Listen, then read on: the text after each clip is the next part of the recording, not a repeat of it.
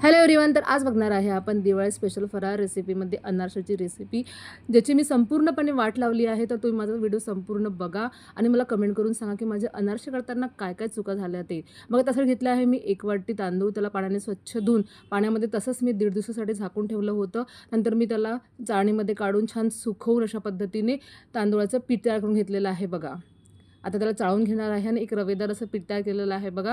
आता त्यामध्ये टाकणार आहे मी, कारण मी तांदूळ घेतले होते 1 वाटी, तर अर्धी वाटी मी पिठी साखर घेतलेली आहे, त्याला मिक्स केलं आहे. तर मला थोडंसं कोरडं वाटत होतं हे, तर मी त्यामध्ये थोडंसं पाण्याचा शिपका मारला आहे आणि एक छानसा असा गोळा तयार करून झाकण ठेवून परत मी 1.5 ते 2 दिवसासाठी छान त्याला झाकून ठेवले होते बघा. रेसला ठेवले होते एका डब्यामध्ये, छानपैकी अशा पद्धतीने गोळा तयार केला.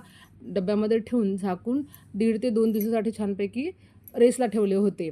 ज्यावेळेस मला अनारसे करायचे त्यावेळेस मी तो गोळा काढून अशा पद्धतीने ताटामध्ये चुरण्याचा प्रयत्न केला, तर माझ्या लक्षात आलं की हा तर एकदम कोरडा कोरडा आणि बिलकुल तांदूळाला चिकटावा नव्हता बघा. नंतर मी थोडंसं दूध घेतले आणि त्याला चोळण्याचा प्रयत्न केला. असं खूप चोळल्यानंतर एक छोटासा गोळा तयार झाला बघा.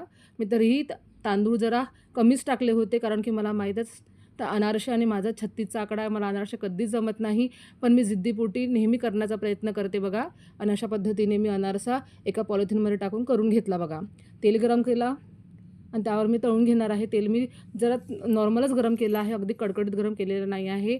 तळण्याचा प्रयत्न केलेला आहे, पण माझा अनारसा फुगून बसला होता. बिलकुल जाळी तयार झाली नव्हती बघा.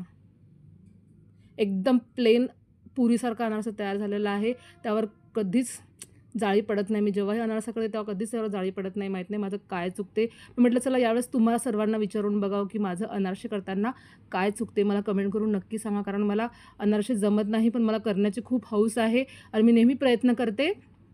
त्यासाठी मला तुम्ही हेल्प करा आणि मला नक्की कमेंट करून सांगा की माझं अनारसे करताना काय काय चुकते. बघा, हे झाले माझे अनारसे, ज्याची मी संपूर्णपणे वाट लावलेली आहे बघा. पण टेस्टला एक नंबर झाल्या बघा. तर भेटू नेक्स्ट व्हिडिओमध्ये अशा नवीन आणि सोप्या सोप्या रेसिपींसोबत. Bye bye.